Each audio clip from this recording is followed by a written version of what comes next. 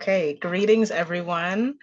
We are back again with another creative guest. Today I am here with Jason Heroux, who is the outgoing poet laureate of Kingston and highly esteemed author of 4 poetry books.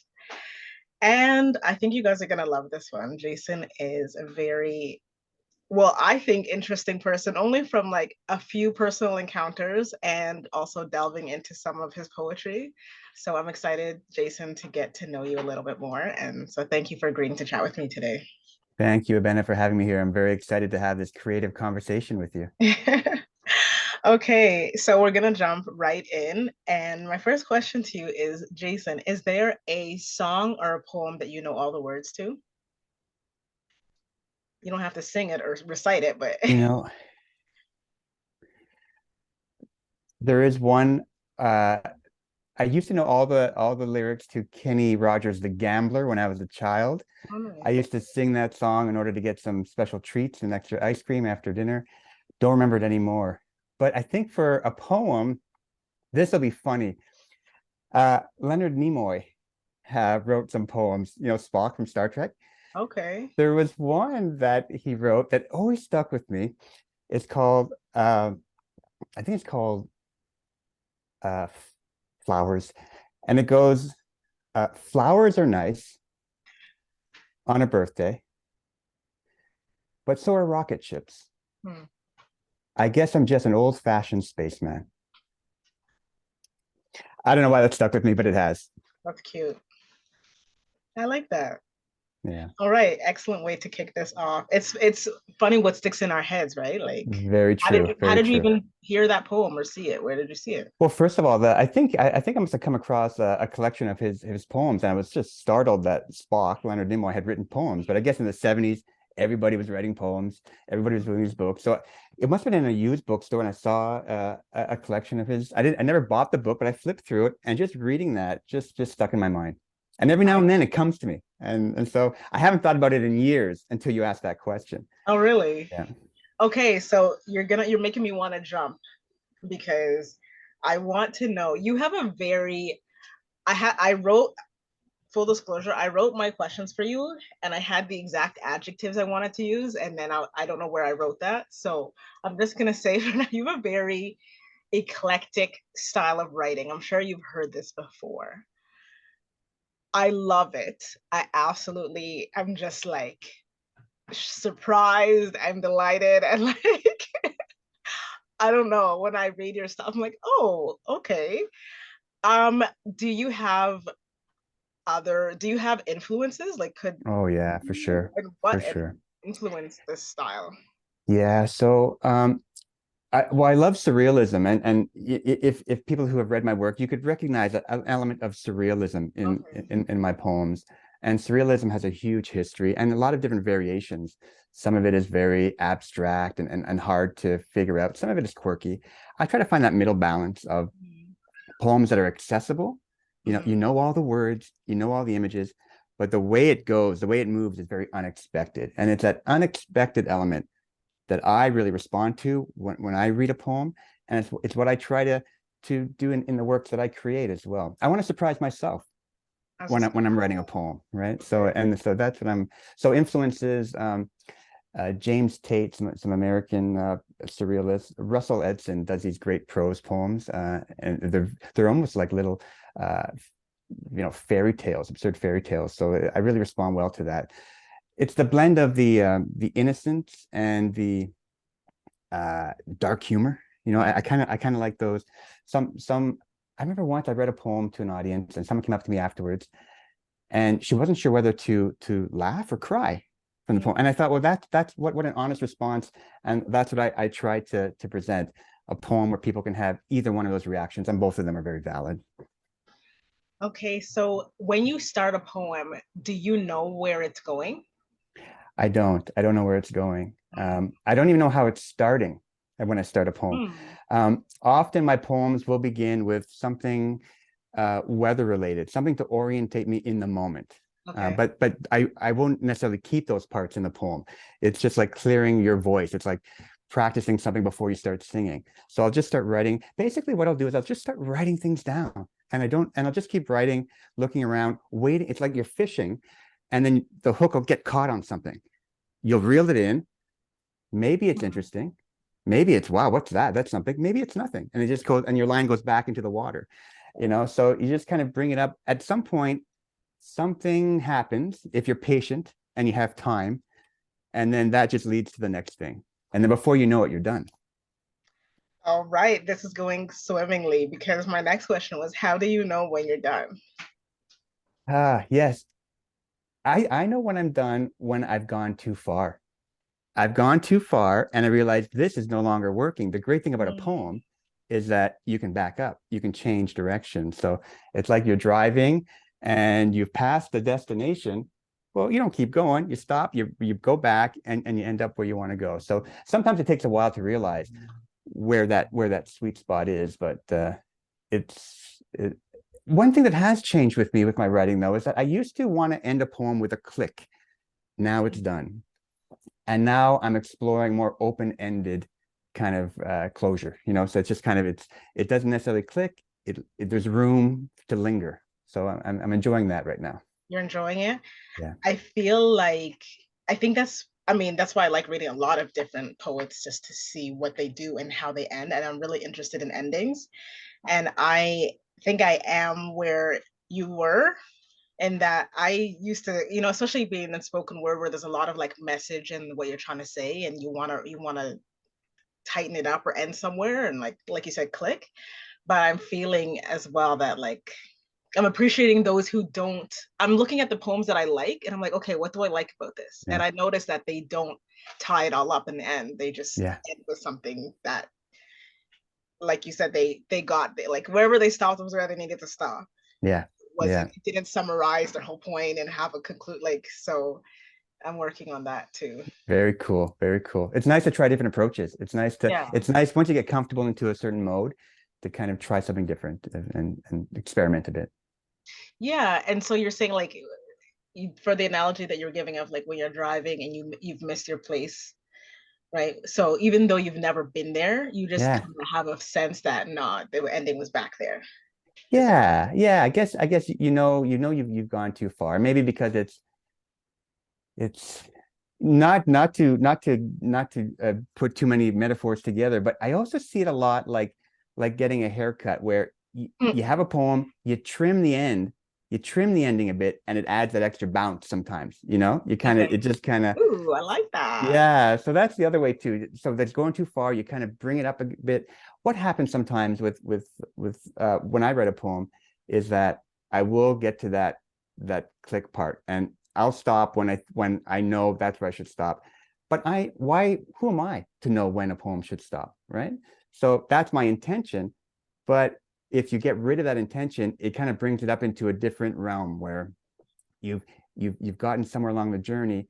I wanted to go there, but what I want is, and what the poem needs are two Right, different things sometimes. right. Okay. Let's go back a little bit. Let's rewind. And I want to know, tell me about teenage Jason. Yeah, yeah, yeah, I mean, that's a wide span of years, but yeah. give me a little bracket of who that person was. Teenage Jason was always interested in writing. I was always writing as a child, but in teenage years, I found poetry, and I think what happened was a whole bunch of those teenage feelings of wanting to do, wanting to do a lot and wanting to take shortcuts, not wanting to work hard. I did not want to write a 300-page novel as a teenager. I thought, here's a poem on a page. That looks pretty easy. You don't even have to write all the way to the end of the page. There's a couple of words. I could do that. So it looked easy, and that's what hooked me. I thought, okay, I want to express myself. Poetry looks like the easiest way to express myself. Mm, Um, so I started with it.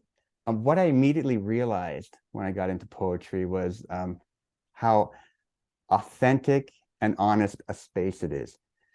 mm, I mean, you can have characters, you can have narrative, but generally a poem doesn't have that. There's no there's no backstory, there's no generational saga, there's no, you can have dialogue, but really it's such an authentic space to present, to express yourself. And it seems so raw. And that rawness of poetry, I couldn't find that anywhere else in the world. I couldn't find that in conversation. I couldn't find that in music.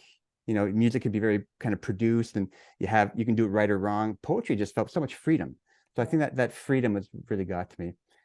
Um, yeah, so teenage Jason, just hanging out with friends, writing. One thing, when I was in high school, I'd always have books with me, and bless my teachers, you know, I was in French class reading, you know, Kafka, you know, so it's like, and the French teacher wouldn't yell at me. It's okay, just as long as you get your homework in on time, you're okay. So I had a lot of support to follow my dreams, I guess. Okay, they were like, he's onto something. Let's just leave him Yeah, alone. yeah, Okay. exactly. Yeah.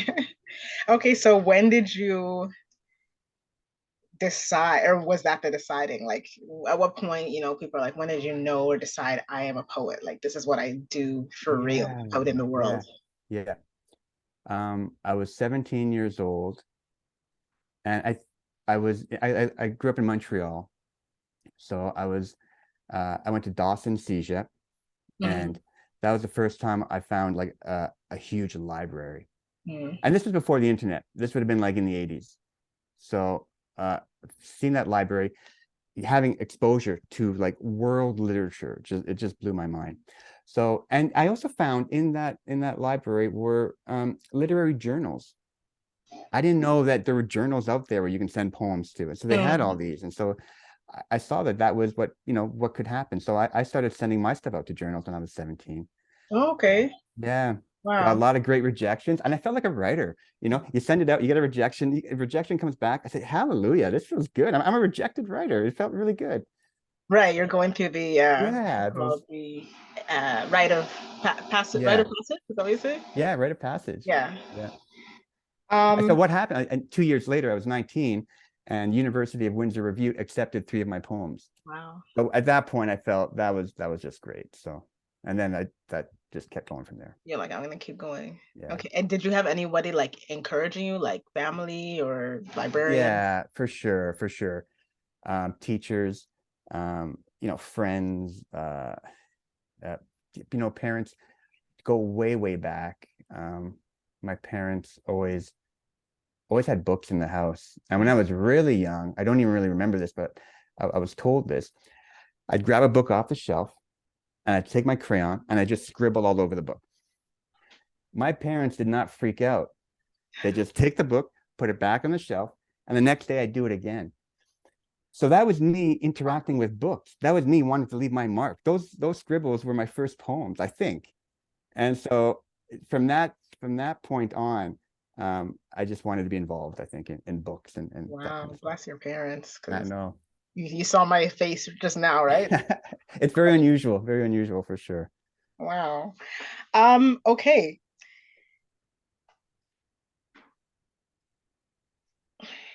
I see your books behind you. Do you want to? Okay, we'll get ready to pull them down. Sure thing. I Sure have thing. I have one here. Let's pull it down. Okay. Which I do, and I have some underlines. Okay. But we'll get into the underlines, I think, in a couple minutes because I'm gonna um find them. But you've just completed 4 years of poet laureate position. Yeah. Um, what are some takeaways from that? Like, how do you feel now that it's over? What are some key moments from that experience? What a great question. I wasn't sure how I'd feel, when it was over. 4 years, 4 beautiful years of my life. It was amazing. Such an honor to be in that role. I felt wonderful in that role. I feel great now. I feel great reflecting back on it, Mm-hmm. and feel great having it now another person in that role, and Mm-hmm. Sadiqa, and she's taking to a different direction. She'll put her stamp on it. That feels great too, to be able to pass something on, to someone to kind of keep going, taking it further. Some highlights, I think one of the things that I really enjoyed, and it was so great working with the city. Every time there was an event or something, the cultural department, they'd say, well, how can we bring poetry into this? How can we Yes. involve some poetry? So they'd always invite me to contribute poetry in somehow. One highlight was, I think, it was with the event where I met you, was at the, well, not when I met you, but I saw you again. they closed down Ontario Street Oh, for yeah. a vibrant spaces event, and we had some poetry posted and installed around Ontario Street. So that was super exciting. The public installations of poetry, I think, is really good. Kingston has a lot of them around, and there's a history of that. So it's just wonderful to have poetry as part of the environment. A Hmm. lot of people think of poetry as being very um, in a museum. It's very delicate. It's very special. You can't. You gotta. It's for certain occasions, weddings and funerals. But really, when you have poetry right on the street corner, when you have poetry just up against a railing or posted on a sidewalk, and it's just part of everyday moments where people can, knock up against it and visit it all the time. I love bringing poetry into the real world. That's where it has a huge impact.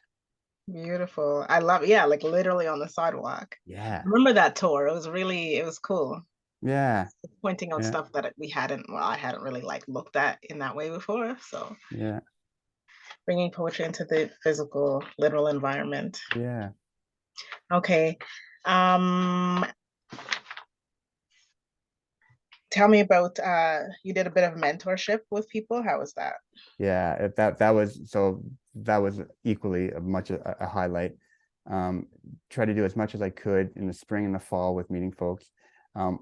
I always recognized there's a huge appetite for poetry in Kingston, but it was so great to connect with people at all levels Hmm. of their poetic journey. Whether they were young people starting out, just learning how to express themselves, whether they were more seasoned people and they were kind of reflecting back on their life and wanting to turn to poetry to kind of capture those reflections.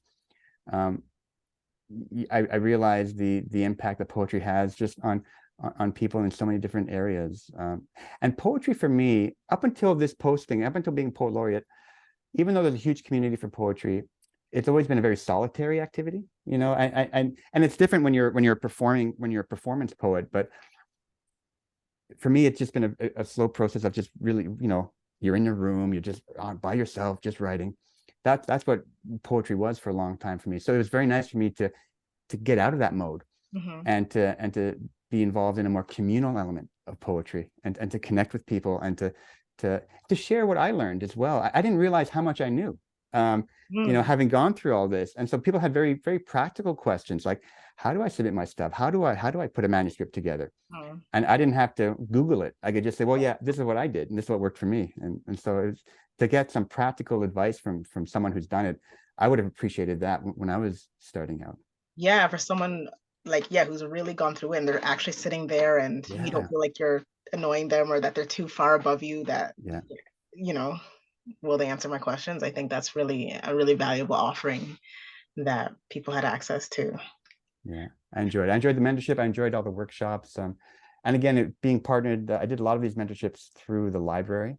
Hmm. They Yeah, were a that's the ones space I where we saw. do it. Yeah, so they were a wonderful partner, so supportive and collaborative every step of the way. Nerd for libraries. Yeah. Okay, two more things. Like one little exploration. I don't even Mhm. know where I'm going with this. I just want to read some of your lines. Absolutely. Just let me see what I underlined in this book. Okay, so this one I have a check mark next to. Um, it's right after. I don't know if it's the title of the section, but so this is the book, Hard Work Cheering Up Sad Machines. I got this the day that we launched. I launched my book. I Did you remember launch that. your book too? No, what I did was I was the only person who was reading who didn't have a book. So I created a little stapled You made a page of paper books. book, which And I I still think have. you were You the gave one it to me. there was only one copy in the world, and you have that book. I should have brought it. I have it. Yes. Okay, that's right. So this Yeah. you had written this, but that's the night I got this. Okay. Okay. It's funny. That book is gonna be worth so much. Anyway, so I have a check mark next to every raindrop trembling on the tree branch is such a beautiful gray garbage bag of broken rain. Why? Like, am I allowed to lie? Just making me laugh. It's hilarious. It's hilarious. And it's again it's a contrast of stuff too, right? So beautiful and broken and garbage and rain. It's like, how do all these things connect? But in the world they do. It's all connected. Guess So so. Yeah, like it's just I'm like, and it's only 5 lines, right? Like I think Yeah. sometimes we Yeah. get caught up in like, yeah, it's gonna be epic, and I'm gonna go into this and go into, but like this says so like, it lingers within only those lines, like a garbage bag of rain and broken Yeah. rain. Like I'm nerding out here, but no, that's just what we do here. What else did I underline? Um, a shiver to spend in the wind. I don't know if you remember writing I that. do remember that. Yeah, that one really stuck with me. That one's called Allowance. And it really made me think of um, the word allowance. You know, when you're a child, you do some chores to get an allowance. Mm. And what are you allowed to do? That word being allowed to do something. So it was just, you know, we grow up, we're in a house and we're trying to do things to, to get a reward. What Mm. happens beyond that house? What do we do in the actual world? What do we do in the house of the cosmos? What are we trying to do in order Wow. to get something back? So, yeah. Oh my gosh. Okay, yeah, I'm just reading. I usually get people to read their poems. So I'm just listen while I read your poems to you. Okay. Thank you. Thank you. After I finished my chores, I was given a leaf to spend in the woods, a breath to spend in the air. And after I wrote, oh my goodness. Love it. Okay, so that's all of your poems that I'm gonna read. And I didn't, like I said, I didn't have specific questions, but I'm glad that you kind of responded to them. Yeah. But my last question is, I've looked at the poems in this book and in my mini highly valuable collector's edition, one of a kind book, and then the ones that you did for the city. And they all, like you said, have various styles, but in the surrealism realm, I guess I could say. Yeah. Do you have specific techniques that you go to? I mean, I noticed, for instance, that some of them you don't use punctuation. Okay. And I have read poems that don't use punctuation, but it's not intentional. And it drives me wild because I know it's not intentional and it's just like a mess of the thought isn't clearly laid forth. But you do it, and I can tell that it's intentional. So, how are you able to do that? And are there other techniques that you do use? Yeah. What a great question. So yeah, definitely. I mean, technique and form and the technical approach to a poem. I think that's really part of creation. It's part of creating a poem. You know, it's lined up with the inspiration. They kind of go hand in hand. But I don't really stick to a technique. And so I'll try different things. It comes down to really what works well with the poem. You go through multiple drafts. I find punctuation has a value. If you want to kind of have starts and ends and slow things down, you could have a line that has, you know, several little sentences in there, and that'll really slow that line down. Mm, You know, the great thing about poetry is that you have line lengths where you don't need a comma, or you can just use the line break to kind of control the breath work. right. You know, yeah. So, but really, what it comes down to, what I use technique for, is to find the most freedom in the poem. What is going to make this poem as free as possible? So sometimes that freedom means you're gonna be adding in some punctuation just because that's what it needs to release itself, and sometimes no punctuation is how it wanders. Okay. What it needs to release itself, you said? Yeah, Okay. Interesting. Uh, where can readers find you and interact with you if you're into that type of thing? yeah, absolutely. I have a Twitter account where folks can kind of check out what's happening, and I post some links to interviews or to poems that appear there. Um, I try to update a blog to kind of keep people up to date as well. Sorry, can Really, you tell us your Twitter handle and your blog name? yeah, I may have to come back and kind of confirm all of it with you. Okay. I don't Yeah, have it at the top of my, that's fine. And I can chat I'm about not that savvy for it. social media, but they are out there. Okay. Um, you know, it reminds me I should probably kind of find more um, available ways to be connected. Really, however, people seem to be able to connect with me though. I get emails all the time. People kind of do Email. reach out. So however people want to connect with me, I'd love to hear from everyone. Okay. Perfect. And can you just grab your books up there so Sure, we might as well sure. show them up I'll just close, grab but them. I'll. Yeah, sounds good.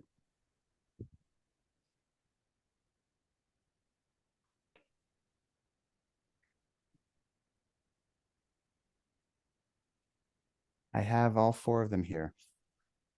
All right, let's see. This is the first one. Memoirs of an Alias. Nice. Second one. Emergency Hallelujah. I remember the title. Third one was Natural Capital. And the fourth one was the one that you had displayed earlier, Hard Work Cheering Up Sad Machines. Love it. And these are available at Novel Idea. Novel Idea, independent bookstores near you, online through, they're all published by the same publisher, Mansfield Press in Toronto. Yeah. Okay, so there you have it, friends. So go out and find Jason's books and poems out in the world. Thank you. That was perfect. It was a delight speaking with you. I really appreciate it. Thank you, Benna. Okay, ciao.